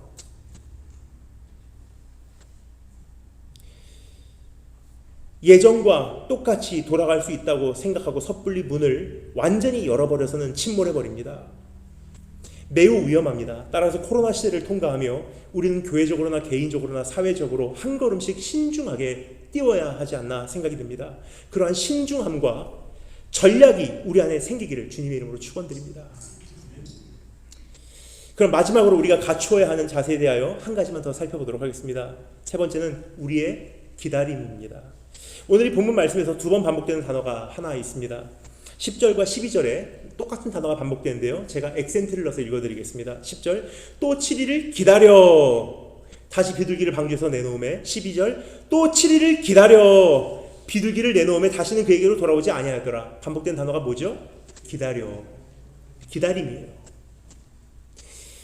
저도 그 노아의 그 방주 홍수 사건을요 어렸을 때 주일학교 때부터 많이 읽고 듣고 배워왔지만 이번에 이 집회를 준비하면서 말씀을 써나가는데 참 많이 은혜를 받은 것이 이 기다린다는 거예요.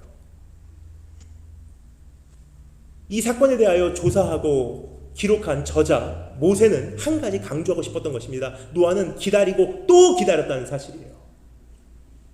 끝났나 싶으면은 변이가 나오고 끝났나 싶으면 재확산되고 왜 그렇습니까? 하나님께서 우리 기다림을 가르쳐 주시는 거예요.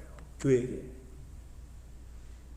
참 많이 조급했어요. 우리가 빨리 부흥해야 되고 빨리 성장해야 되고 막 먹고 막 웃고 막 외치고 부활절 행사, 크리스마스 행사, 부활절 행사, 크리스마스 행사 정말 정신없이 지내오느라 우리 안에는 본질도 살펴볼 수 있는 계기가 참 많이 없었지 않나 생각이 됩니다. 근데 하나님께서 이것을 계속까지 반복해 하세요. 아직 안 끝나서 끝났나 싶으면 안 끝나고 끝났나 싶으면 안 끝났고 그 안에서 지쳐가는 분들도 많이 계세요. 그런데 하나님께서 우리에게 진짜로 가르치기를 원하시는 것이 무엇인지를 알면요 안 지치기 시작해요. 왜냐? 이제 주님께서 나에게 무엇을 가르치기를 원하시는지 무엇을 말씀하시기를 원하시는지 알거든요. 기다림을 가르치시는 거예요. 시간 관계상 다 말씀드리지는 않겠습니다만 노아와 가족들이 방주에 갇혔던 기간이 대략 365일에서 377일 사이로 계산이 됩니다. 이것은 절대 짧지 않은 기간입니다. 그와 같이 밀폐된 공간에서 동물들과 새들과 함께 거의 1년을 지내는 것은 결코 쉬운 일이 아닙니다. 중간에 뛰쳐나오고 싶었을 것입니다. 순간순간 답답하여 소리를 지르고 싶었을 것입니다. 너무나 숨이 막히는 환경이었을 것입니다. 무엇보다 아래에서도 물이 더 이상 솟아오르지 않고 위에서도 물이 더 이상 쏟아내리지 않는데 언제까지 거기에 갇혀 있어야 하는지 전혀 모르는 상태에서 참 힘들었을 거예요. 홍수가 끝난 지 벌써 100일이 넘어가고 있는데 언제까지 내가 여기 있어야 되나? 가족들도 가만히 있지 않았을 거예요. 아버지 제발 좀 이제 나갑시다. 산 봉우리까지 차오른 물이 다 밀려나가 땅이 완전히 마르기까지 최소 200일 걸렸어요. 그중 40일은 까마귀와 비둘기를 창 밖으로 내보냈다가 다시 받아주기까지의 시간이었습니다. 비둘기가 돌아온 때부터 다시 밖으로 내보내기까지 7일을 또 기다렸어요. 보낸 비둘기가 입에 감람나무 잎사귀를 물고 돌아온 때부터 또 다시 비둘기를 밖으로 보내기까지 7일을 또 기다렸어요. 최종적으로 노아와 그 가족들은 보낸 비둘기가 방주로 돌아오지 않는 순간부터 약 100일을 또 기다렸어요. 여러분 이것이 인내입니다. 이것이 오래 참음입니다. 인내라고 하는 것은 우리의 신앙에 있어서 성숙함을 평가하는 가장 정확한 잣대라고 할 수 있습니다. 이것이 그리스도의 성품이에요. 기다림. 오래 참음. 아무리 훌륭한 말을 하고 위대한 고백을 내뱉고 화려한 사역을 해도 어떠한 상황 속에서도 주님 한 분 바라보고 인내하지 못하는 사람은 성숙한 그리스도인이라고 할 수 없는 것입니다. 기다림은 성령의 열매라는 사실을 기억하시는지요? 갈라디아서 5장 24절 오직 성령의 열매는 사랑과 희락과 화평과 오래 참음과 우리가 예수 그리스도를 닮는다는 것은 바로 여기에 큰 비중이 실립니다. 그러니까 예수님을 닮는다 그러잖아요. 그럼 구체적으로 뭘 닮느냐는 거예요. 할렐루야. 온유한 모습을 닮는 것입니까? 아닙니다. 우리 주님은요 불같은 분이셨어요. 굉장히 온순한 면도 있으시지만 홀로 그 엄청난 기득권자들이 있는 성전에 들어가서요 그 거친 상인들이 돈 바꾸고 그 재물에 바치는 비둘기 파는 사람들 상을 홀로 엎어버리지 않았습니까? 무서운 분이세요. 그러니까 주님을 닮는다는 게 뭐냐는 거예요. 여러 가지 있겠지만 그 중에 대표적인 한 가지 뭐냐? 기다리는 거예요. 참으시는 거예요. 자리 지키는 거예요. 아버지요, 이 잔이 웬만하면 지나가게 해주세요. 그런데 내 뜻대로 마옵시고 아버지의 뜻이 이루어지기를 원합니다. 아버지께서 나보고 이 잔을 마시라 그러면 내가 마시겠습니다. 십자가 지시고 도살장에 끌려가는 어린 양같이 아무 말 없이 끌려가시고, 저는 이런 주님을 참 아름답게 생각하고요, 이런 주님이 사랑스럽고 이런 주님이 전 닮고 싶어요.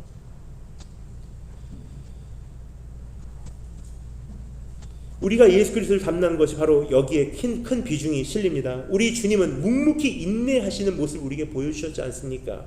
히브리서 12장 2절 말씀, 믿음의 주요 또 온전하게 하시는 이인 예수를 바라보자. 그는 그 앞에 있는 기쁨을 위하여 십자가를 참으사. 우리 주님은 배고픔을 견디셨고 외로움과 싸우시고 억울함을 삼키시고 통증을 인내하시고 십자가를 참으셨어요. 그럼 우리는 어떻게 하여야 하나? 이제 주님께서 정해주신 기일이 다 차기까지 답답한 자리에서도 이탈하지 말라는 거예요. 예배 자리 지켜내고 내 위치 지켜내고 내 역할 감당하고 열매가 있든 없든 끝까지 그 일에 하나님께서 이 됐다 할 때까지 충실하고. 저는 이제 이번에 코로나가 터지면서 여러분이 참 뵙고 싶었습니다. 그래서 제 머릿속에 딱 눈을 감으면 떠오르시는 분들이 계세요. 특별히 이제 그 필라델피아 생각이 나서 이제 제가 2년 6개월 만에 처음으로 제 컴퓨터 서류 가방을 이번에 들어봤습니다. 양복 입고. 왜냐하면 지금까지 들 기회가 없었거든요. 양복 입고 이 서류 가방 들고 갈 기회가 없어요. 저희는 이제 스튜디오에서 예배를 드릴 때는 제가 그냥 간단하게 아이패드하고 성경책만 가지고 집에서 신발 신고 나오면 끝이에요. 근데 참 뵙고 싶었어요. 그래서 여기까지 달려왔지 않습니까? 하지만 제 주변에 계신 분들, 특별히 제 제자들이나 저 주변에 계신 분들이 저를 이번에 코로나 상황에서 보시고 참 지독하다고 이 말씀을 하시더라고요. 왜냐하면 제가 2년 8개월간 카페도 음식점도 안 갔어요. 운동을 할 때 마스크를 벗고 뛰고 싶으니까 사람들이 가장 없는 곳에 가장 없는 시간대 새벽 3시에 나가서 뛰었어요. 모든 집회 다 차단하고 하나님께 저에게 주신 그 작은 장소에서 그냥 성실히 살았습니다. 참 마음이 아픈 것이 있었어요. 뭐냐, 저는 그렇게 살고 우리 필라델피아는 그래도 목사님 계시고 또 제가 가끔 가는 교회들은 또 그렇게 훌륭한 목사님들이 계시긴 한데 일본에 계신 성도님들은 어떻게 할 수가 없더라고요.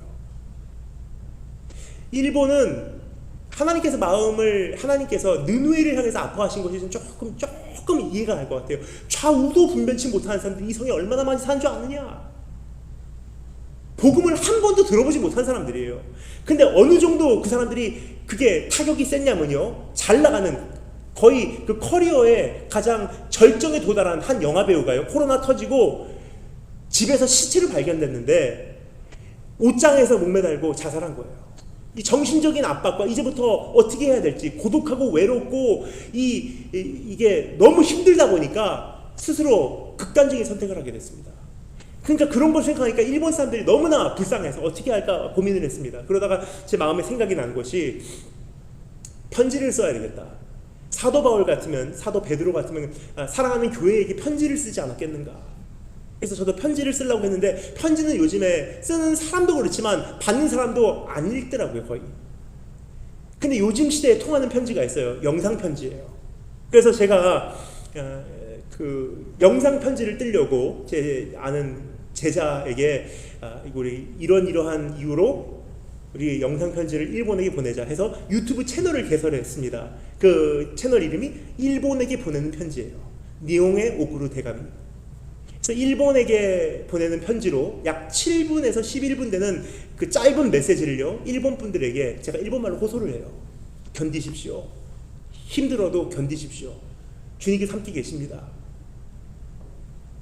근데 처음에는 저희가 경험이 하나도 없다 보니까 저희 어머니께서 운영하시는 카페 장소가 없다 보니까 그 카페에서밖에 영상을 뜰 수 있는 장소가 없는 거예요. 그러니까 10시에 마감될 때까지 기다렸다가 10시에 마감되면 다 커튼 내리고 거기다가 막을 치고 집에서 사용하는 캠코더 갖고 오고 마이크 어떻게 연결시켜서 처음에 영상을 뜨기 시작했어요.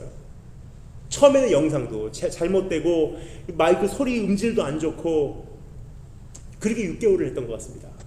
근데 한 번 시작하면 끝까지 하는 거예요.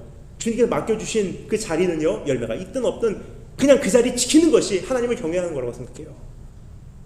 6개월을 그렇게 하고 나니까 하나님께서 상급을 주시더라고요. 작은 일에 충실하면 사실 주님 마음이 참 고마웠다고 생각하세요, 저에게. 근데 저에게가 아니라 제가 저와 함께한 그 청년들에게 축복하는 이 말이에요. 제가 그 청년들을 보면 참 귀하거든요.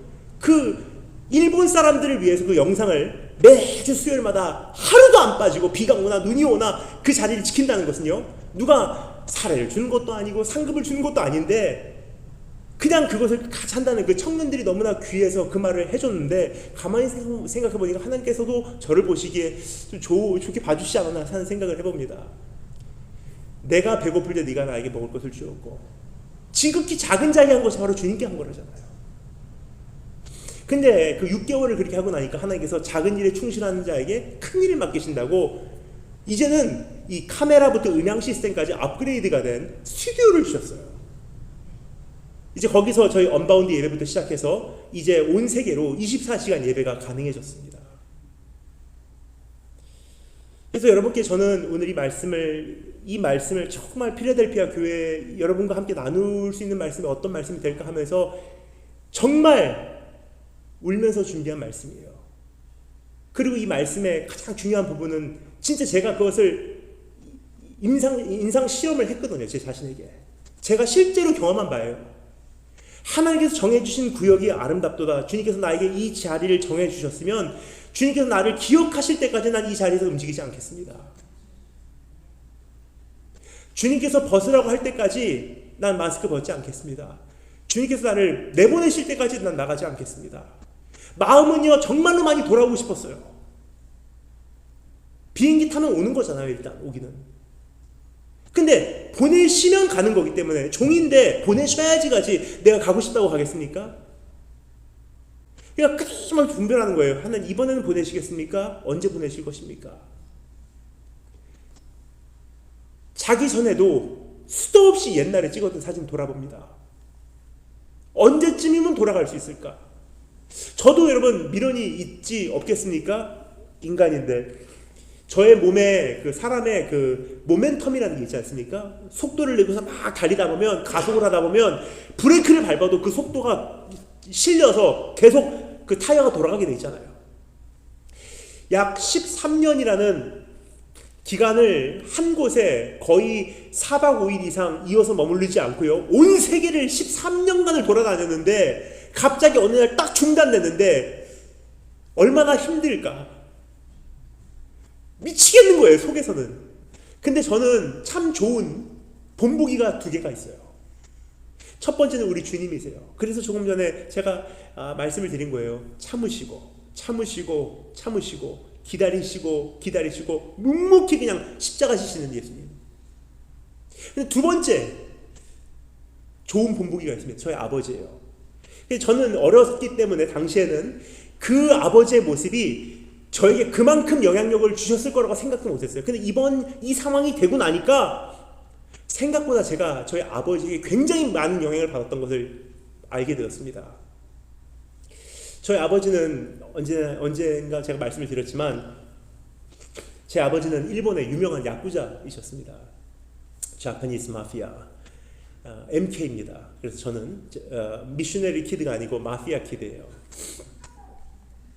그런데 그 아버지께서 그렇게 화려한 생활을 근데 야쿠자도 여러분 야쿠자가 다 야쿠자가 아닙니다. 어떤 분들은 이제 오셔서 원래 이분은 야쿠자의 그 오야붕이었는데 예수님 믿고 이렇게 변화받았습니다. 오야붕인데 문제는 야쿠자는요 다 오야붕이에요. 왜 그러냐? 브랜치로 돼 있기 때문에. 예를 들어서 제일 꼭대기 가면 야마구치라고 하는 분이 오야붕이지만 그 밑에 넘버 2들이 있잖아요. 그럼 넘버 2들은 예를 들어서 스미토모, 뭐 히타치, 다 이 전자 회사 이름이 나오는데 히타치, 미쓰비시, 토요타라고 한다면 토요타라는 사람 밑에 또 자기의 그 쉽게 말하면 일본 말로 꼬붕들이 있는 거예요. 그러면 이 사람은 토요타파의 오야붕인 거예요. 그럼 그 밑에 있는 사람들은 또 예를 들어서 뭐 혼다 그러면 이 혼다 밑에 또 꼬붕들이 있잖아요. 그러면 혼다는 이 혼다파의 오야붕인 거예요. 그러니까 야쿠자는요, 이분이 원래 옛날에 오야붕이었는데 이제 예수님 믿고 변화받았습니다 해도 사실 별 대단한 게 아니에요. 왜 그러냐? 다 오야붕이에요. 근데 자신 있게 말씀드릴 수 있는 거 사실 자랑할 내용은 아니지만 수치스러워야 될 내용이지만 그래도 야쿠자 그 세계에서는 저희 아버지는 거의 끝까지 가셨던 분 같습니다. 그래서 굉장히 화려하셨어요. 그래서 그 구마모토라고 하는 곳에 계셨던 어떤 야쿠자, 거기 그 동네에서 이 주먹파로 날리신 그 야쿠자 한 분이 저희 아버지하고 의형제를 맺으셨는데 처음에 저희 아버지 교토, 저희 아버지의 그 구역입니다. 거기 오셔서 의형제를 맺으려고 올라가셨을 때 저희 아버지를 보고 깜짝 놀랐대요. 야쿠자가 아니고 살인 청부업자인 줄 알았대요. 돈이 너무 많으니까. 그렇게 놀라실 정도로 화려한 생활을 하셨어요. 그런데 제가 아버지에게 존경하는 부분은 그 부분이 아니에요. 제가 처음으로 저희 아버지에 대해서 자랑스러워하는 부분은 그 부분이 아니에요. 예수님 만나고 그걸 다 정리했는데요. 교토에서 많이 떨어진 후쿠오카라는 곳으로 자동차에 다 짐 싣고 저희 어머니 모시고 내려오셔서 새로운 삶을 시작하셨어요. 근데 저희 어머니께서 기도가 하나님 많은 돈 필요 없습니다. 동전을 셀 수 있는 직업을 주세요. 동전을 세면서 오늘도 하나님의 은혜로 넘어갔구나를 피부로 느껴야 되잖아요. 그래서 동전을 셀 수 있는 직장을 주세요 해서 하나님께 주신 것이 사진 현상소예요. 근데 우리가 일반적으로 생각하는 조그만 사진 현상소가 아니고 그래도 회사 상대로 했기 때문에 그 큰 그 현상 기계 2대나 갖다 놓고 이제 장사를 하셨는데요. 그런 큰 그 샵인데도 불구하고 처음에는 이라샤이마세 어서 오십시오라는 말이 안 나오셨대요. 저희 아버지께서. 손님이 오면 창피해서 뒤에 들어가서 숨으십니다. 손님 가시면 쑥 나오셔서 괜찮아? 일본 저희 아버지께서 야쿠자 생활하셨던 교토에서 타고 내려오신 벤츠 그대로 두시고 그때 입으셨던 그 화려한 옷차림 그대로 시고 가게 가시면은 손님 오면 뒤로 숨으시고. 근데 하나님께서 참 기가 막히신 것 같아요. 사람을 어디까지 바꾸셔야 하는지 잘 아시는 것 같아요. 거의 30년을 그 가게에 있게 하시더라고요. 나중에 어떻게 바뀌었냐?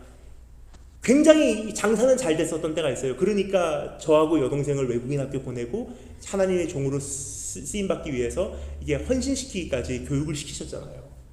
근데 제가 대학원 대학원 2학년 때 저희 집에 정말 힘든 경제 위기가 왔어요.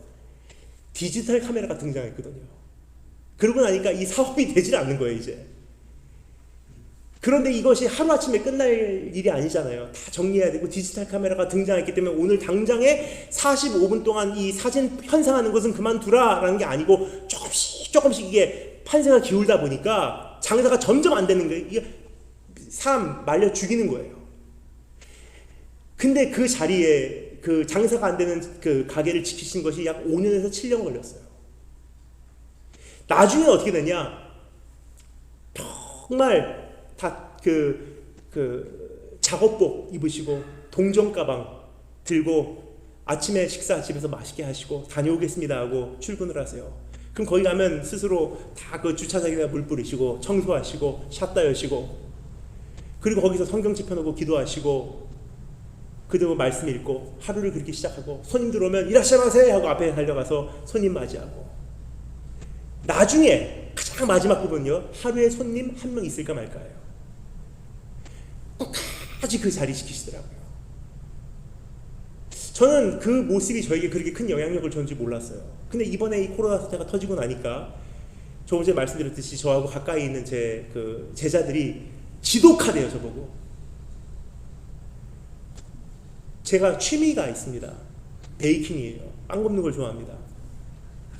그러다 보니까 집에서 빵 굽고 도시락 싸고 스튜디오 가고 먹고, 거기서 커피 끓여 먹고, 거기서 설교 쓰고, 거기서 기도하고, 거기 체육 시설까지 준비해놨어요. 거기서 운동하고, 그리고 기도하고 집에 걸어가요. 왜냐? 전 차가 없기 때문에 택시는 안 탑니다.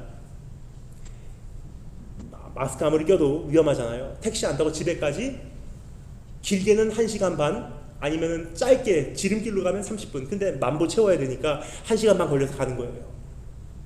그렇게 2년 반을 살았어요. 근데 마음속에서는 정말 나가고 싶다 하는 생각도 왜 안 들었겠습니까? 근데 제가 말씀드리고 싶은 것은 이것입니다. 정해주신 길이 있어요. 정해주신 자리가 있어요. 그럼 우리가 해야 될 일은 뭐냐? 그 자리 지키는 거예요. 정해주신 때까지 그곳에 있는 거예요. 그냥. 그것이 위치이든 봉사하는 그 영역이든 나에게 맡겨주신 그 사역이든 어떤 책임이든 그 자리를 묵묵히 지키는 것이 하나님께 그렇게 바라시는 바라는 거예요. 주님께서 이제 그 방주에서 나와도 된다라고 명령하시는 순간까지 절대로 성급해지지 마시기 바랍니다. 마지막까지 기다리시기 바랍니다. 끝까지 견뎌내시기를 바랍니다. 주님께서 우리를 마침내 기억해 주실 때까지 드디어 하나님의 손이 움직여서 바람을 불어 모든 문제와 질병과 아픔과 답답함을 밀어내 주시는 그 순간이 올 때까지 우리는 매 걸음마다 신중하기를 원합니다. 그리고 주님께서 이제 충분하다 말씀하시는 때까지 내 자리에 충실하시기를 주님의 이름으로 축원드립니다. 다 같이 기도드리겠습니다. 오늘 우리가 말씀을 듣고 반응하여 몇 가지 기도 제목만 가지고 잠시 기도드리도록 하겠습니다. 첫 번째 기도드릴 때 이렇게 기도했으면 좋겠습니다. 주님, 그동안 마음껏 토해내지 못했던 나의 심령을 오늘 이러한 참 귀한 잔치에 내가 주님 앞에 한번 털어놓기를 소망합니다. 참 많이 힘들었고요, 책임도 무거웠고요, 외로웠고요, 억울했고요, 무서웠고 두려웠습니다. 불안했습니다. 초조했습니다. 숨이 막힐 것 같았습니다. 그러나 하나님, 오늘 그것을 주님 앞에 다 털어놓습니다. 무엇보다 사람이 2년 반이라고 하는 시간이 굉장히 사실 긴 시간이지 않습니까? 여러분, 확 나이가 들어버릴 수 있는, 지금 한창일 때 얼굴을 가리고 다니고 사람도 못 만나고 우리가 마음껏 활동도 못하고, 그러니까 어떤 분들에게는 2년 반이, 노후의 2년 반이 정말 아까운 2년 반이 될 수도 있고, 젊어도 2년 반이라는 시간은 정말 아까운 시간이에요. 그러면서 이런 상황 속에서 우리는 내 인생이 무의미하게 느껴질 때가 있는 것 같아요. 뭐하고 사나 지금 내가 시간을 낭비하고 있다. 이 코로나 시대에 이 2년 반이라는 시간은, 이거는 내 인생에 낭비된 시간이라고 생각을 하십니다. 그런데 여러분, 오늘 이 말씀을 통해서 다시 한번 우리가 기억하기를 원하는 것, 이건 낭비된 시간이 아니에요. 하나님께 일하시던 시간이었습니다. 우리에게 가르치던 시간이에요. 교회를 바꾸시고 계신 시간입니다. 그래서 오늘 주님 앞에 일단 우리 마음에 있는 거 다 털어놔 보기를 원합니다. 주님께서 그거 다 들어주십니다. 그리고 주님께서 우리를 민망히 여겨주시는 분이세요. 힘든 거 잘 아시는 하나님이십니다. 우리가 공감하시는 분이시라고 성경에 써있지 않습니까? 그래서 오늘 다 같이 함께 우리 이러한 기도 제목 가지고 기도하도록 하겠습니다. 다 같이 기도합니다.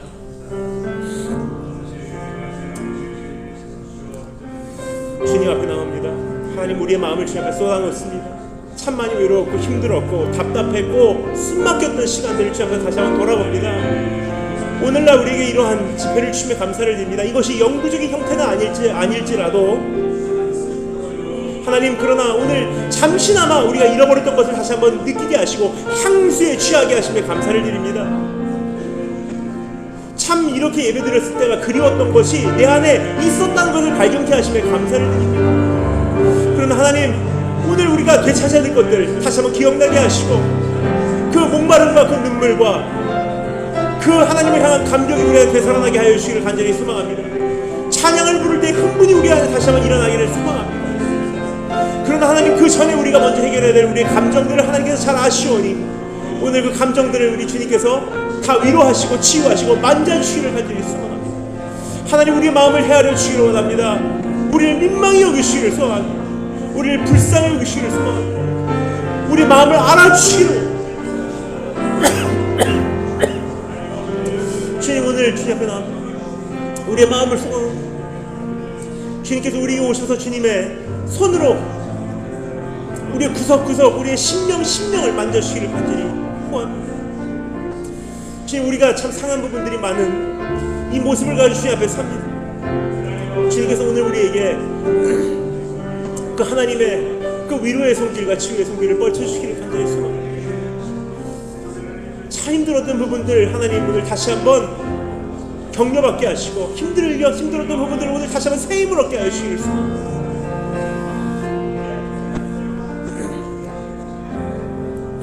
우리 이어서 기도하기를 원합니다. 이어서 기도할 때 이렇게 기도했으면 좋겠습니다. 하나님,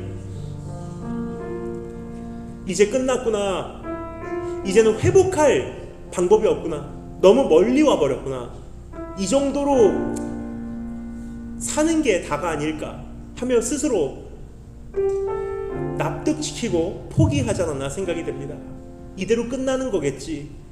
그러나 오늘 이 말씀을 통해서 우리가 듣기를 원하는 음성, 하나님께서 기억하사, 아무리 밤이 깊어도요 주님께서 기억하시는 순간이 온다는 것입니다.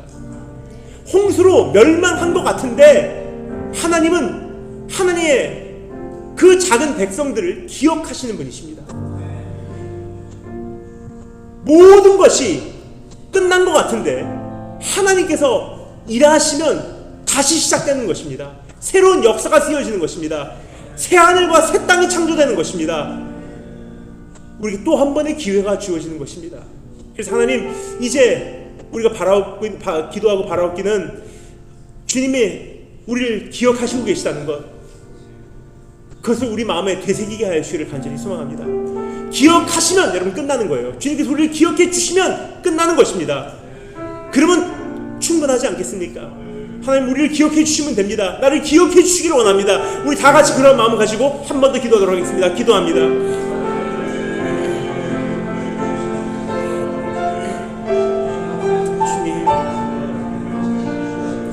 주님께서 우리에게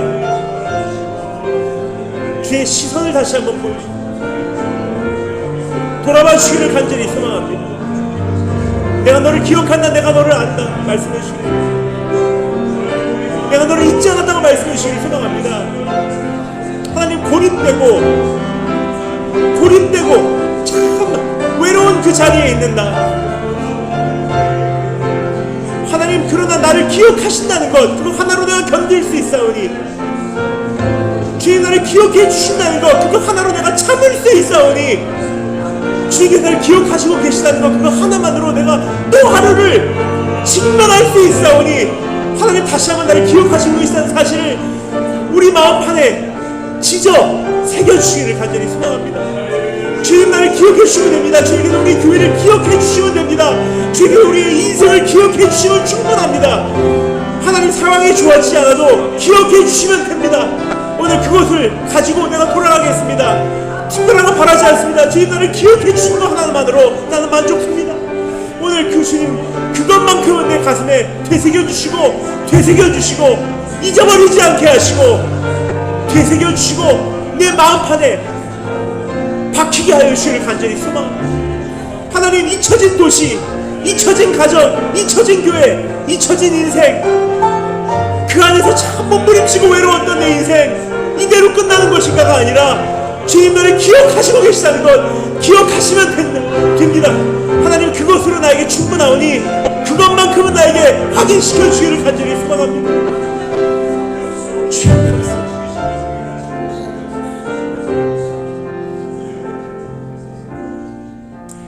우리 마지막으로 한 가지만 더 놓고 기도하겠습니다. 하나님 기다리겠습니다. 세상은 지금 하나님의 역사를 앞서가는 듯한 느낌이 듭니다. 끝나지도 않았는데 끝난 듯이 모든 것이 정치화돼 버리고 정치의 어떠한 이익을 위해서 마스크를 벗고 쓰고가 정해진다는 것이 참 슬픈 것 같습니다. 근데 우리는 그 안에서 우왕좌왕하고 성도들과 주의 백성들은 지금 어느 길로 가야 할지, 포스트 코로나의 교회의 역할은 뭔지, 지금 타이밍이 어떠한 타이밍인지조차 분별하기 힘든 것이 우리 현실임을 주님 앞에 아뢰입니다. 그러나 오늘 우리 말씀을 통해서 명명백백하게 우리에게 비춰주심에 감사를 드립니다. 기다리라. 여러분 언제까지 기다립니까? 하나님의 움직이심은 확실합니다. 그래서 알아볼 수 있어요. 그때는 누구라도, 어린 아이라도 그때는 알아볼 수 있는 때가 옵니다. 아, 이제는 끝났구나. 그때까지는 근신하고 허리띠 동여매고 견뎌내고 인내하고 긴장 풀지 말라는 거예요. 그리고 그 자리를 지켜내라는 것입니다. 한 사람이 100명의 역할을 감당해야 되는 것이 이민사회의 교회입니다. 하나님 특별히 이 코로나 상황에 더 그래야 되지 않겠습니까? 그러면 우리 한 번 더 이번 기회를 통해서 내 허리띠 동여매겠습니다. 끝난 거 아닙니다, 여러분. 아직 현재 진행형입니다. 그러면 허리띠 동여매고 내가 짊어지겠습니다. 그리고 주님께서 맡겨주신 그 직분, 그 자리, 그 위치, 예배에 내가 지켜야 되는 그 좌석 내가 지켜내겠습니다. 오늘 그 작은 일에 충실함은요, 하나님께서 큰 것을 맡기실 거예요. 이 다음에 이 코로나 사태라는 것은 우연히 사고로 재수가 없어서 어떠한 누구의 실수로 인해서 온 것이 아닙니다. 하늘에 날아가는 이 새 한 마리조차도 하나님의 허락 없이면 땅에 떨어져 죽지 않는다고 했는데, 온 세계에 이렇게 많은 사람들이 죽는다는 것은요, 하나님의 개입하심이에요.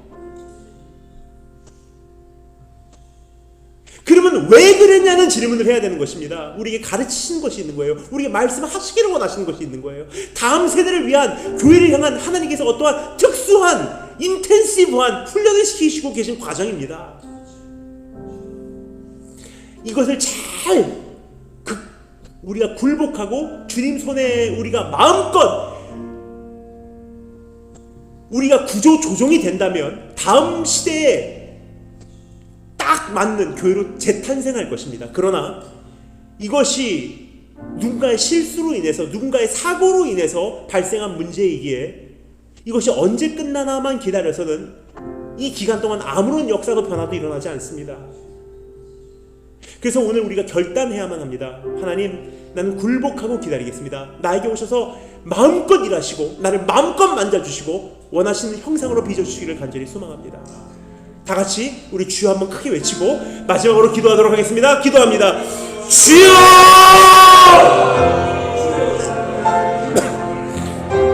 주님, 지켜내기를 원합니다. 내 자리를 지켜내겠습니다. 내 직분을 지켜내겠습니다. 예배 현장의 이 좌석을 지켜내겠습니다. 내가 오지 않는 한 주님께서 이 예배, 이 현장의 문을 열어둔 채로 내가 들어오기까지 기다리시는 하나님이라는 것을 내가 잘 압니다.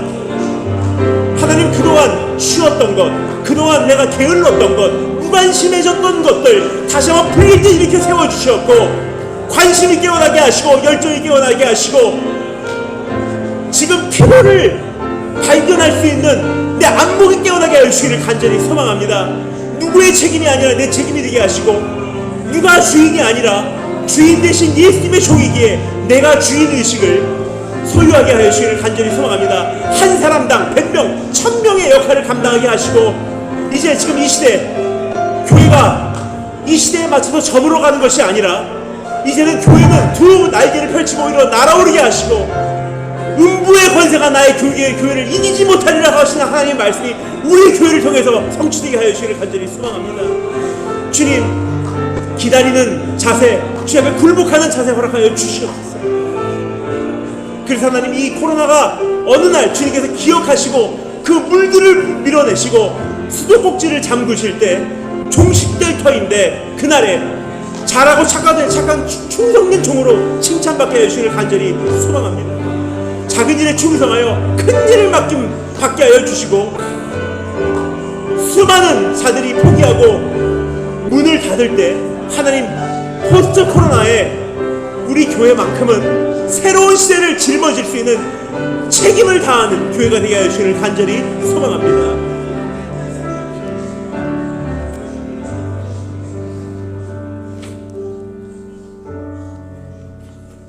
주님, 수많은 사람들은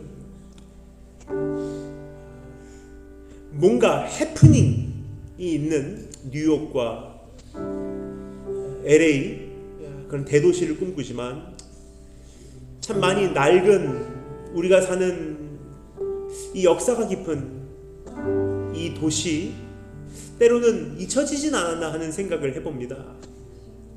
참 많은 부흥이 우리 주변에서 일어나고 있지만 왜 우리 동네에서는 일어나지 않을까? 왜 우리 교회는 이대로일까? 점점 시간이 가면 갈수록 영광에서 영광으로 가고 능력에서 능력으로 가는 것이 아니라 지쳐가고 힘들어하고 있는 것이 때로는 우리의 모습일 때가 또 있지 않나 생각이 됩니다. 그러나 주님, 우리가 기도드렸듯이 하나님께서 우리를 기억해 주시면 충분합니다. 주님께서 기억해 주신다면 우리 이 도시는, 이 성읍은, 우리 교회는, 우리 가정은, 내 인생은 절대 잊혀진 바 된 인생이 아니라는 것을 내가 알기에 하나님, 그것으로 나는 내 인생을 납득할 수 있습니다. 오늘의 그 골방의 현실 속에서 점점 침몰해가는 내 인생 속에서 이대로 끝나는 것이 내 인생인가 하고 답답해하고 숨막혀하고 우울해 갈 수밖에 없는 우리의 삶이지만, 주님, 그 어두운 고독한 외로운 현장에 주님 빛을 비춰주시사 잊지 않았다 하고 말씀해 주시고, 하나님 다시 한번 우리의 삶에 주의 그 생기를 불어넣어 주기를 간절히 소망합니다. 그리고 주님, 실질적으로도 문제가 우리 함께 있사오니 이제 주님께서 그 근원도 해결하시고, 그 확산된 여러 곳에 퍼진 이 문제들도, 우리가 걷잡을 수 없는 문제들, 관계의 문제, 재정적인 문제, 우리의 사역의 문제, 정신적인 문제, 참 많은 여러 가지 문제가 있사오니 이렇게 넓게 퍼진 이 문제조차도 주님께서 하나님의 바람을 불어 그것을 다 밀어내 주시는 역사를 우리가 맛보기를 간절히 소망합니다. 그날까지 기다리겠습니다. 참겠습니다. 충실하겠습니다. 맡겨주신 것 감당하겠습니다. 내 자리 지켜내겠습니다. 오늘 이 시간을 축복하고, 오늘 특별히 사랑하는 우리 교회 성도님 한 분 한 분을 축복합니다. 이제는 역사의 주인공이신 우리 주 하나님의 사랑과 우리를 위하여 이 땅에 오셔서 십자가에서 생명 버리신